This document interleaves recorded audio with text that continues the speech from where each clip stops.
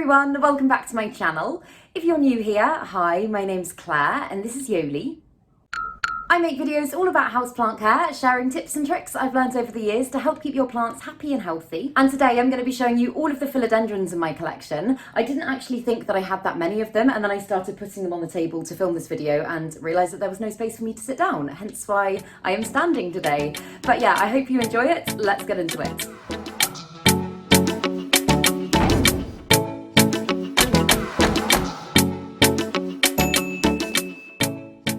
So the first plant is the Philodendron Brazil, which is such a beautiful one. It's got gorgeous kind of yellowy variegation across the leaves. I've had this plant for about 3 months now, and to be honest, it's done really well in the time that I've had it, considering the conditions I've been keeping it in haven't been ideal. I've had it down in a north-facing basement room with me, which doesn't get a lot of natural light, but it's still done really well. You can see there's lots of new growth points on there. I did also chop it up recently, take some cuttings for a plant swap that I went to, which I did make a video on. If you would like to go and watch that, I will link it up here somewhere. But yeah, it's just a really lovely, not particularly rare, not particularly expensive philodendron, probably a really good starter one if you're kind of just getting started with houseplants. But yeah, it's gorgeous and I absolutely love it. This one's going to be slightly hard to get in the shot, but it's huge. This one is a hartley philodendron, and again, it's not particularly rare. You can get it as cuttings, you can get full plants for not a lot of money at all, but it's just absolutely gorgeous. If you hadn't guessed, it's a very fast growing plant. It's also definitely one of my easiest philodendrons. Oh God, it's heavy. Definitely one of my easiest philodendrons. I really don't do a lot to this plant at all, and it's always producing new growth. It is in this room at the moment, which has bright indirect light, so it's really, really happy in that. And I did repot it in one of my repot and chat videos recently, and if you saw that, you will have seen how incredibly root bound it was. And because of that, unfortunately, you can see some of the leaves have gone a little bit yellowy just because they weren't getting all the nutrients they needed. But yeah, it's a really fantastic plant. I will put in a full clip of it so that you can see exactly how big it is, but it's touching the floor now, so I would say it's taller than me. But it's a great plant, I love it. And this is the Philodendron Milanochrysome. I always used to say Milanochrysome, but I was corrected a lot, so Milanochrysome. But again, it's just, it's one of my favourite philodendrons. It's got beautiful, beautiful velvety leaves, and it's definitely one of my fastest growing ones as well. I do have some that aren't as quick, and I will talk about them when we get to them, but this one is just so beautiful. I've propagated it so many times. The main kind of big chop of propagation that I did was because this plant got thrips over summer last year, and it was in a really bad way, so I had to completely chop it up. So this is one of the propagations. That's the mother leaf there, and all of this here is new growth from the last kind of 4 or 5 months, and as you can see, it's doing well. It's got a new leaf on the way there as well, so yeah, it's just absolutely stunning. This one's definitely one of my thirstier philodendrons. I do tend to water it a lot more than some of my others just because the soil dries out really quickly. I guess that's probably because it's so fast growing, but yeah, at the moment in the room it's in, which is this room, I water it probably a couple of times a week. It is quite warm, it's quite humid, and it's getting obviously good light, so that obviously plays a part. But yeah, always with all of them, actually monitor the soil. Don't just jump in and water it if you're not sure. I say that's for pretty much every plant, but this one, touch wood, apart from thrips, has given me no issues. And then this one's the Philodendron Brancianum, which has those beautiful silvery blue leaves, which I just absolutely love. It is so gorgeous. I know I'm probably going to say that about all of them, but it is because it is true. I love them all very much. But this one, I heard loads of things about before I actually got it. I heard loads of people saying it was a really slow grower, that it was really difficult to look after, and actually, I would say it's not only one of my easiest philodendrons, I would say it's probably one of my easiest plants. I don't know if that's just me. I've got it in my grow cabinet over there, and it's really happy in there. It gets lots of heat, lots of humidity. It gets good light, mainly from grow lights, a little bit of kind of indirect light from this room, but mainly grow lights, and it's producing loads of new growth. I have chopped it back several times since I got it as well to propagate. I've taken some wet stick cuttings, I've taken some leaf cuttings, and you can kind of see just down just there, you can see all the points where it's produced new growth again already. So yeah, I would say it's a pretty fast growing, easy plant in my opinion. This next one's kind of a 2-in-1 because I've got 2 crawling philodendrons crawling towards each other in the same pot. This first one here is a Philodendron Gloriosum, which has got gorgeous velvety leaves. It's such a pretty plant. There you go, you can see it's kind of newer leaf there. I got this one think about a month ago from Green Spaces ID, which is an Indonesian company, and it travelled really, really well. It hasn't done a lot since I've had it. I know it's probably a bit too soon to tell, but it's definitely not one of my fastest, I would say. It has got a little growth point down there, but it hasn't done anything yet. It doesn't even look like it's ready to pop, but it's a beautiful plant and I'm really happy to have it. And then, oh, this is heavy. And then moving along the plant, this one here is a Soderoy Af, which again is a lovely plant. I've only had this one for about 4 weeks or something like that. And I just, as I say, planted them in the same planter because they are both crawlers and they like that. But it has got a new growth point on it as well that you can see just there. And that one does look like it's ready to pop. So ready to pop, I don't know why I keep saying that. But it seems to be more fast growing from the very short time that I've had it. However, really annoyingly, and I'll turn the plant around so you can kind of see a little bit better without dropping this. Yeah, you can see on this lobe just here, it's got some kind of whiter discoloration, and that is because I put the trough right up against a window and I usually move it back when the temperature drops and I just completely forgot. And so it has got some cold damage there, which is such a shame, but otherwise it looks really, really healthy and it's gorgeous. It's gorgeous. It's a really great plant. I've planted them both in about 90% pon. It's soil, orchid bark, and then a lot of pon. And I just have this planter sat in a little water reservoir and they seem really happy with that. But because of that, it's like carrying a bag of rocks every time I pick it up. It's very, very heavy. But I personally quite like them potted together. I don't usually, and I did say this in another video, I don't usually like having two types of plants potted in the same pot. I don't know why, I just really don't like it. But I think they work quite well together. So yeah, that's those two. And then this one is the Philodendron Bellmarks, which again is such an easygoing philodendron. Again, I would say a really, really good starter one if you're not too confident with plants yet. This one's fantastic. I've had this one in kind of a variety of lighting conditions. In the last few weeks, I've had it up here just because I was doing some stuff to it, taking some cuttings, doing some pruning. But otherwise, again, it's been downstairs in my north-facing basement, not getting a huge amount of natural light and has never, ever, ever, ever complained. It's been very, very happy. But also, I don't know if you can see, let me turn it. I don't know if you can see on the stems here, there's kind of some sticky bits of sap, and that's something called extrafloral nectaries, which I actually had to look up and learn about because I assumed it was scale at first. Extrafloral nectaries do affect lots of aroids, but particularly in my experience, this type of plant, and they basically are just nectar secreting glands that have nothing to do with pollination. They're not harmful to the plant in any way. It's just the plant doing its thing.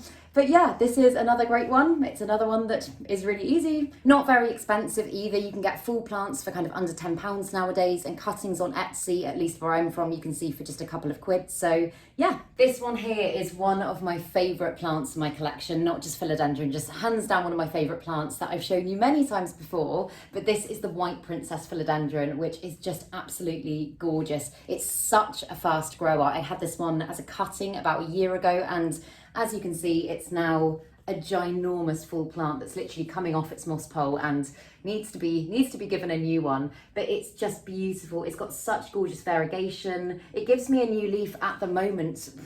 I would say it probably gives me 2 new leaves a month, which, as you can see, the leaves, they're not small, which is pretty crazy. But yeah, it's really, really, really easy to care for. I have it in Brighton Direct Light, which is the room that I'm in now. Again, with variegated plants, it's always a good idea to just kind of up the light intake a little bit more because the white parts of the leaf can't absorb light in the same way as the green. So in order to photosynthesize and grow healthily, they often need a little bit more light.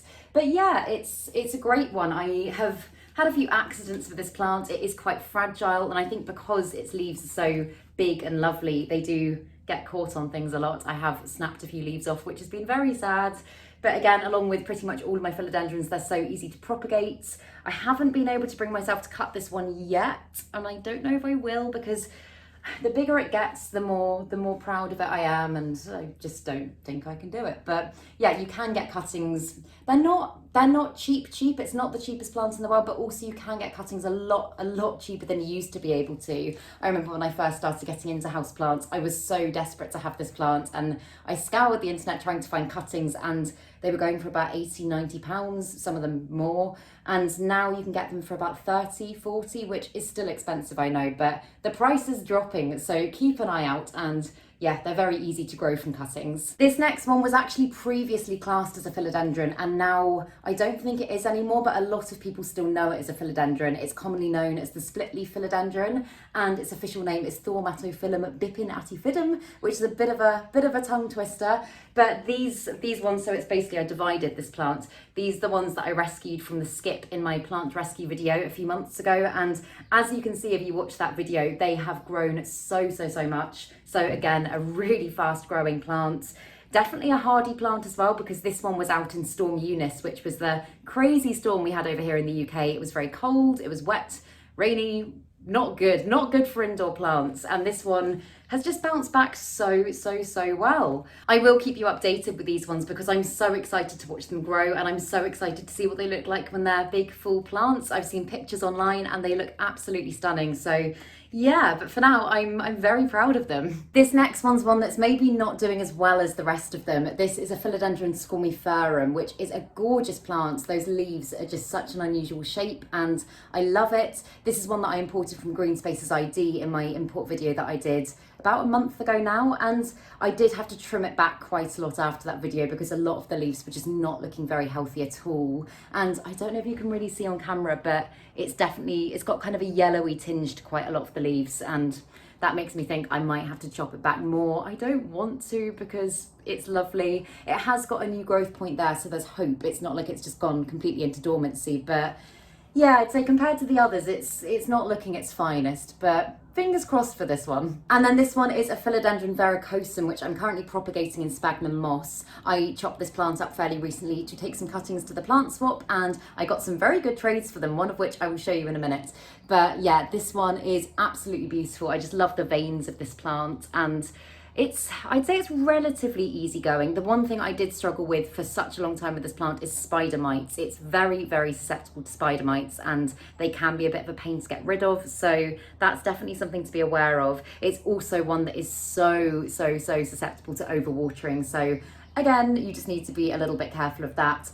It's probably one of my more dramatic philodendrons, I would say, but it's gorgeous. The back of the leaves as well, just look at them. It's just absolutely stunning. And I've propagated this plant in quite a few ways in the past. I've done it in water, not always had an 100% success rate with water, but sphagnum moss has been the best way in my opinion. What I tend to do with my sphagnum moss propagations, I'll rehydrate the sphagnum moss and then just pop a tiny bit, like a centimetre of water at the bottom. Obviously make sure that the cutting isn't touching the water, but it just helps to kind of keep it humid, keep the moss hydrated, and touch wood, that has been the most successful propagation technique I've had for this plant.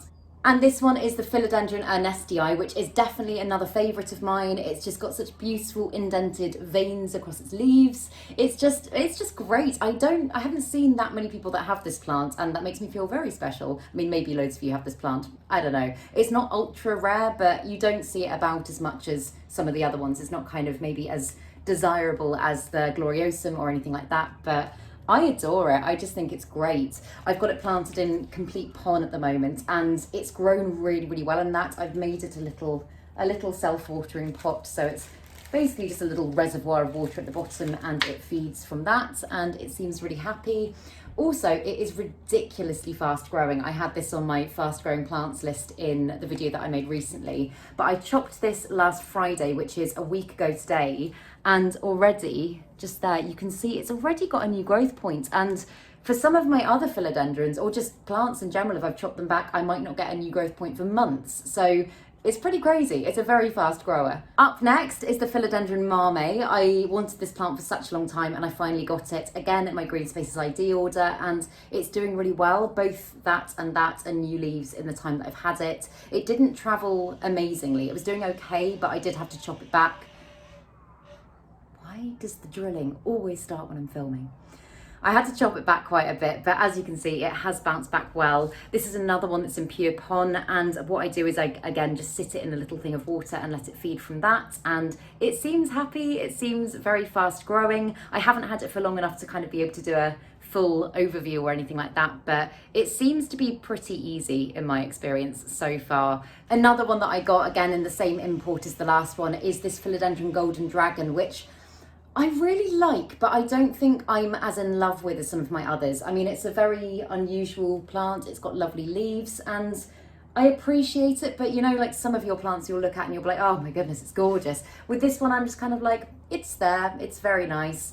And for that reason, maybe I should think about chopping it, propping it and swapping it. Chop, prop and swap. Oh no. But yeah, it travelled really, really well. It seems like quite a hardy philodendron. It feels quite robust, and it has given me a new leaf already, which is a bit of a funny shape to be honest, but it's doing something. It seems fairly happy, and that's all I've got to say about this one, to be honest. I just feel a bit meh about it. So this one is another one of my big philodendrons. This is my pink princess that she's got absolutely ginormous. Again, as I said with my white princess, I got this one around about the same time as a one leaf cutting. And you can see towards the bottom here, oh, she's gonna touch the ceiling. Towards the bottom here, her leaves are absolutely tiny. And as she's got bigger, I don't know if you can kind of see the scale of them on camera, but that's my hand compared to her most recent leaf. She's huge and she's just gorgeous. I had such a love-hate relationship with this plant for such a long time, and I don't know why, but I think, again, the more she grows, the kind of prouder I become of her and the more I fall in love with her. I was actually thinking of completely chopping her up at one point, and I actually, before the plant swap, was gonna just take cuttings and go and try and swap them, but I don't know, I feel like I'm really falling in love with her more nowadays, and she's not highly variegated. She hasn't got a huge amount of pink on her leaves, but I don't even really mind about that. I think she's lovely. And then this last one I showed you in my plant swap video because it's the most recent addition to my collection. I did get it at the plant swap. It is a Philodendron Splendid, and I cannot tell you how long I have wanted this plant for and just haven't been able to find it in a place that I can afford or from a seller that I kind of have faith in without sounding awful. I've had some very bad experiences with sellers in the past. But yeah, this one is a Milanochrysome and varicosin hybrid, and it's just beautiful. It's absolutely beautiful. It's been in sphagnum moss propagating for about 5 days now. Yeah, about 5 days, because it was a week ago the plant swap, and already, maybe you can see, I'm not going to take it out because I don't want to disrupt it too much, but it has got some roots forming already, which I'm so happy about. I would be gutted if this plant didn't root, because it's just been a dream plant for such a long time. Its leaves are so big and beautiful, and yep, I'm really happy about this plant. I would say currently this is probably my favourite philodendron. But yeah, there's a few, I mean, I love them all. I really do love them all. But this one has it's been in my dreams for such a long time, and now I own it and I'm over the moon. So yes, that is all of them, I think. I feel like, I don't think I've missed any. I'll have to go around and scan again and put any clips in if I have. But yeah, do let me know in the comments below any that are on your wish list, any that are favourites of yours, anything like that. And also let me know if you'd like to see more plant collection tours. I was thinking about doing a Syngonium one or maybe a Hoya one. I don't know, let me know and I will make it. But if you enjoyed this video, please make sure to give it a thumbs up, subscribe to my channel, have a lovely day, and I will see you in the next video.